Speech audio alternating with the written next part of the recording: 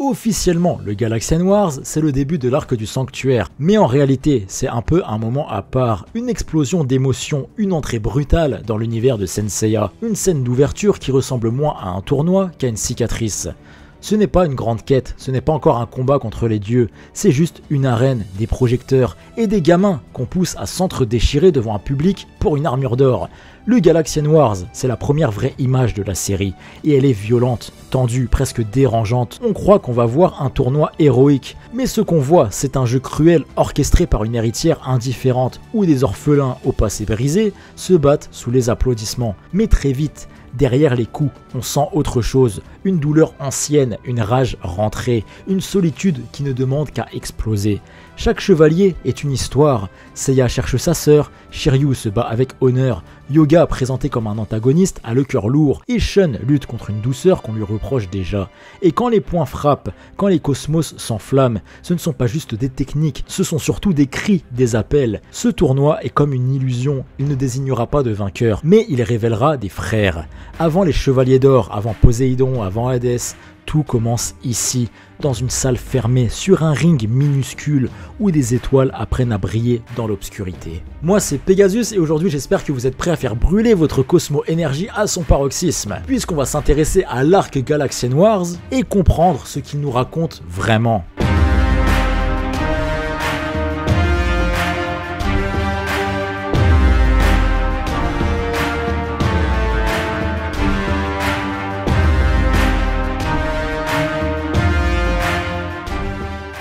Avant même que le tournoi ne commence, l'histoire de Seiya porte déjà les marques d'un destin brisé. On le découvre en Grèce, dans une scène quasi biblique.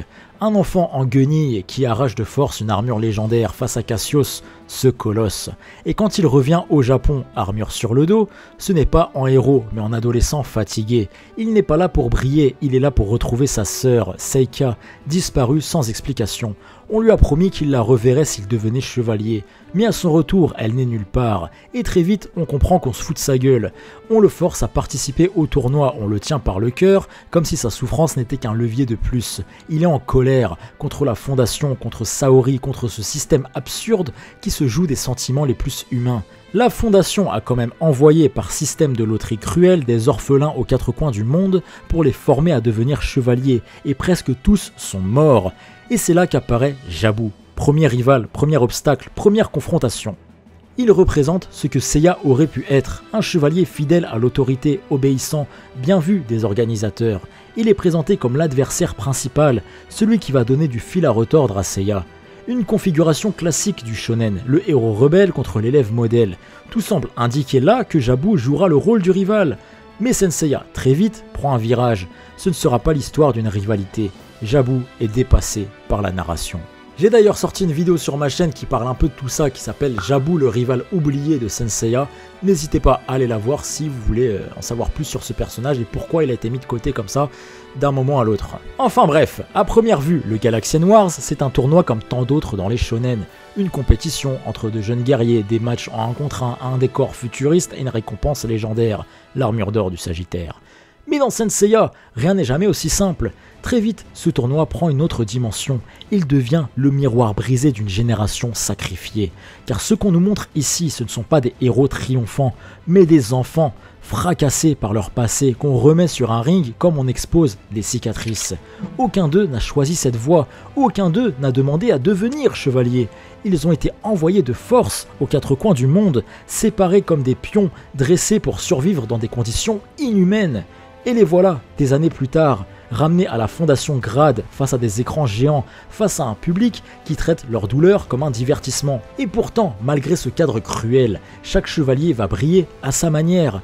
Seiya affronte Geki de l'ours et révèle un cosmos brut, instinctif, nourri par une volonté de fer. Yoga pulvérise son adversaire dans un souffle glacial, déjà marqué par cette solitude profonde qui le définit. Shiryu, lui, s'impose comme un mec calme, noble, précis, prêt à risquer sa vie sans la moindre hésitation.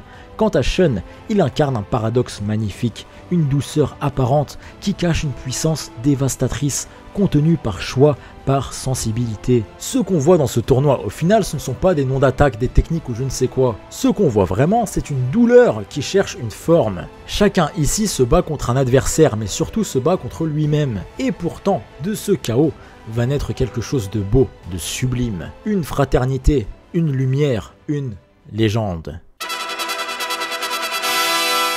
Ce combat est bien plus qu'une simple confrontation, c'est l'essence même de Senseiya concentrée dans une arène. Seiya et Shiryu ne sont pas là pour s'anéantir, mais pour s'éprouver, pour se mesurer à eux-mêmes autant qu'à l'autre. Et tout commence par la chute, celle de Seiya. Encore et encore, on pourrait croire qu'il va rester au sol, mais c'est justement ça, son essence. Seiya est le chevalier qui se relève toujours, parce qu'il n'a pas le luxe de s'effondrer, parce qu'il porte en lui la douleur de l'abandon, l'angoisse d'un passé volé et le feu d'un futur à reconquérir. Face à lui, Shiryu, c'est le roc, la montagne. Calme, réfléchi, discipliné, il incarne l'idéal du guerrier formé à la dure, celui qui croit encore en l'honneur. Il n'a pas besoin de forcer parce qu'il est sûr de lui. Mais ce qu'il n'a pas prévu, c'est de rencontrer un mec qui ne sait pas perdre. Et finalement, Seiya réussit avec intelligence à utiliser les points forts de Shiryu contre lui-même, et fait en sorte que le poing et le bouclier du dragon se détruisent mutuellement. Et alors, le combat prend une autre forme. Shiryu comprend, il réalise que ce qu'il affronte, ce n'est pas un simple adversaire, mais une volonté inébranlable. Alors il fait un geste qui dit tout, sans un mot, il retire son armure. Et Seiya suit, il enlève la sienne à son tour, non pas par orgueil, mais parce qu'il comprend que ce moment dépasse la victoire, parce que pour la première fois, dans cette arène où on jette des enfants pour divertir les puissants, deux êtres humains refusent la logique du spectacle et choisissent l'égalité. Ce face-à-face, sans protection, sans carapace, c'est l'image la plus pure de ce que Senseiya défend depuis toujours. Le combat juste, le respect profond, la noblesse dans l'épreuve. Ils ne sont plus deux gladiateurs, ils sont deux frères d'armes, liés par l'épreuve, par la douleur et par un même feu intérieur. À cet instant, peu importe qui gagne, ce qui compte, c'est que dans un monde injuste qui les a brisés, ils recréent l'équité par eux-mêmes. Ce n'est plus un combat imposé par la fondation, c'est un choix. Et c'est précisément cette vérité-là qui fait d'eux de véritables chevaliers. Pas leur coup, pas leur force, mais leur capacité à regarder l'autre, même en plein combat, et à dire « Tu es mon égal, tu vaux autant que moi ». Et alors que le combat s'achève, que la foule acclame Seiya comme vainqueur, son corps est broyé, son souffle court, mais il sent que ce n'est pas terminé, car Shiryu, lui, ne respire plus, il est mort. Alors Seiya, comme il l'a fait durant tout le combat, se relève, encore une fois. Il n'est pas debout pour célébrer sa victoire, mais pour sauver celui qu'il vient de combattre. Et c'est ça Senseiya, on se bat à mort, on se cogne sans pitié, mais à la fin, on tend la main, même brisé, même en sang, il place la vie de l'autre avant la sienne. Et c'est là que tout bascule, on comprend que ce tournoi ne sera pas un simple enchaînement de duels, on est dans quelque chose de beaucoup plus grand, des enfants qu'on a jetés dans l'arène comme des monstres de foire, qui, au cœur de la violence, choisissent la compassion. Ce jour-là, Seiya ne gagne pas juste un combat, il gagne le respect de tous, et surtout celui de Shiryu. Un lien vient de naître, une fraternité forgée dans les coups, scellée dans un acte de pur altruisme. D'ailleurs, Hyuga, présenté comme un antagoniste entre guillemets, porteur d'une mission implacable venue du sanctuaire pour punir Seiya et les autres, est soudain confronté à une vérité plus grande que ses ordres à ce moment-là. Face à leur courage, à leur détermination brûlante, il réalise que ces chevaliers ne peuvent pas être ses ennemis, mais des âmes animées par une lumière sincère. Ce geste, ce sacrifice silencieux, a pu percer la glace de son cœur et éveiller en lui un respect profond. Le tournoi se poursuit et le combat suivant voit deux styles opposés s'affronter. Jabu de la licorne, au courage frontal à l'énergie explosive, contre Shun, chevalier d'Andromède qui incarne la douceur, la grâce, le refus de la violence gratuite. Et dès le début, on comprend que ce duel est déséquilibré. Jabu attaque avec rage, mais Shun, lui, ne frappe pas, il esquive, il attend, pas par peur, pas par faiblesse, mais parce qu'il ne veut faire de mal à personne. Et pourtant, quand il n'a plus le choix, il terrasse Jabu sans le moindre effort, une seule attaque et c'est plié. Ce contraste est saisissant. Un garçon doux, presque fragile en apparence, mais capable de vaincre en un instant, celui qui, jusque-là, nous était présenté comme le chevalier le plus sûr de lui, qui avait l'air d'être le rival de Seiya, le puissant. Mais non.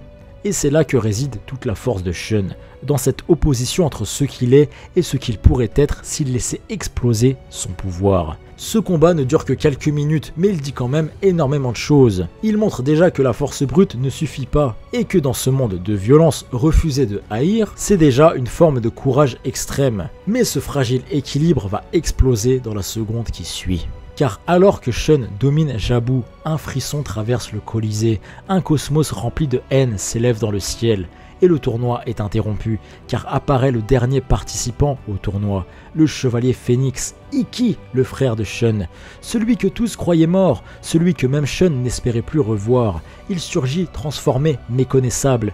Il ne vient pas saluer son frère, il ne vient pas partager ses retrouvailles, il vient avec la haine au fond du regard et l'armure d'or dans les bras. Car Ikki a survécu à l'enfer, littéralement. Il a été envoyé sur l'île de la mort, le pire endroit imaginable, un lieu de torture, de violence et de mort. Ikki surgit et en une seconde, il réduit Jabu et Nachi au silence. Aucun effort, aucune hésitation, juste une démonstration de puissance brute. C'est un avertissement, la vraie menace commence maintenant, et il n'est pas revenu seul. Derrière lui surgissent les chevaliers noirs, des copies corrompues, des ombres prêtes à foutre la merde. L'armure d'or est volée, le tournoi est brisé, et ce n'est que le début. Le combat contre les chevaliers noirs, la descente aux enfers de Ikki et la véritable origine de sa haine, tout ça, on en parlera très bientôt dans une vidéo consacrée à l'arc des chevaliers noirs les amis, alors restez branchés. En somme, le Galaxian Wars, c'était plus qu'un tournoi, c'était une blessure à ciel ouvert, c'était l'arène où des enfants abandonnés ont été jetés les uns contre les autres pour le spectacle. Mais malgré l'absurde, malgré la douleur, ils se sont relevés, ils ont choisi de se battre, oui, mais avec honneur, avec fierté, avec cœur. Quand Seiya affronte Shiryu, ce n'est pas juste un duel, c'est le choc de deux âmes qui refusent d'abandonner. Quand Shun terrasse Jabu sans violence, c'est un rappel que la douceur n'est pas une faiblesse. Quand Yoga entre dans l'arène, c'est le froid du passé qui vient affronter la chaleur du présent. Et au milieu de ce fracas, un rugissement venu de l'enfer déchire le ciel. Ikki surgit, le phénix, le frère perdu, le survivant de la pire des épreuves. Le Galaxian Wars s'achève, mais ce n'était qu'un prologue. C'était Pegasus au rapport, merci d'avoir combattu avec moi dans le tournoi intergalactique. Je vous donne rendez-vous très bientôt pour d'autres vidéos sur Saint Seiya comme d'hab, et notamment, comme je vous ai dit, sur une analyse sur l'arc des Chevaliers Noirs. Et toi, as-tu déjà ressenti la Cosmo Énergie ?